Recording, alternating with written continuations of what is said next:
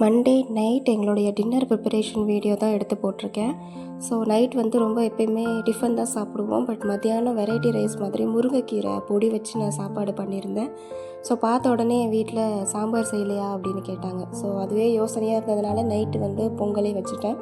பொங்கலுக்கு மோஸ்ட்லி கார சட்னி தான் சாப்பிடுவோம். பட் இன்றைக்கி அவர் சாம்பார் கேட்டார் அப்படின்றதுனால நைட் நான் சாம்பாரே வச்சுட்டேன்.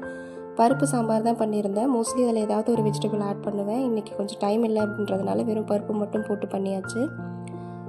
டின்னர் டைமில் எப்போயுமே டிஃபன் ஐட்டம்ஸ் தான் சாப்பிடுவேன். தோசை, ராகி அந்த மாதிரிலாம் ட்ரை பண்ணுறதில்ல. பட் தோசை மாவு சாப்பாடு எல்லாம் ஒரு கணக்கு தான் வரும். பட் இருந்தாலும் அது டைம் நமக்கு சேவ் ஆகும்ல. ஸோ அதனால் குக்கர் வச்சு அதை வாஷ் பண்ணி அது ரொம்ப கடுப்பாக இருக்குன்றதுனால இட்லி இல்லை தோசை அதை தான் பண்ணுவேன்.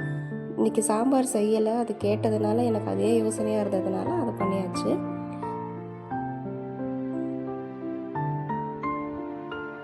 பருப்பு இது ரேஷன் பருப்பு வாங்குவோம்ல, அதுதான், கடைப்பருப்பு கிடையாது. நிறையா விசில் வைக்கணும் அப்படின்னு நினச்சேன். டெய்லி நான் சாம்பார் வைக்கிறேன். பட் இருந்தாலும் அந்த பருப்பு எவ்வளோ விசில் வச்சேன்றதை மறந்துடுவேன். ஸோ அதனால் இன்றைக்கி ஒரு 5-6 விசில் சேர்த்தே வச்சுட்டேன். அதனால் நல்லா ட்ரை ஆகிடுச்சு. இன்னும் கொஞ்சம் விட்டுருந்தால் அடி பிடிச்சிருக்கும்.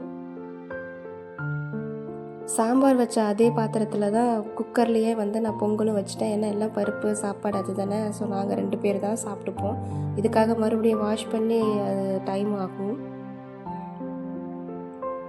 பொங்கல் மோஸ்ட்லி எனக்கு ரொம்ப ஃபேவரட். என் ஹஸ்பண்டுக்கும் பிடிக்கும். நெய் ஆட்